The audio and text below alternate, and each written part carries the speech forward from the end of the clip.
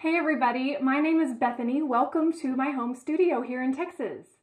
I'm a pastel painter, teacher, writer, and mom, and I am thrilled to be traveling to New York this fall for a 3-day workshop for the Pastel Society of America. I first began exploring pastel about 12 years ago, but in 2014 decided to go all in by painting a piece every single day.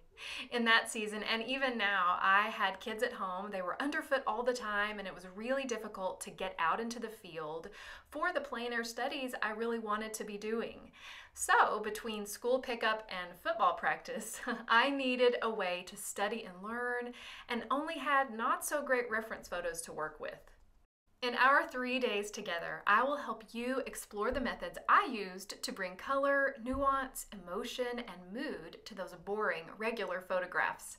We'll talk about underpainting techniques. I'll be spending time with you at your easel daily, and I'll also be demoing daily. Hopefully, we'll be laughing and having a great time.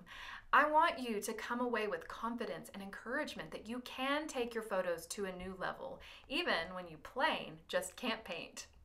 Please join me November 8th, 9th, and 10th at the National Arts Club in New York this fall of 2019. I hope to see you there.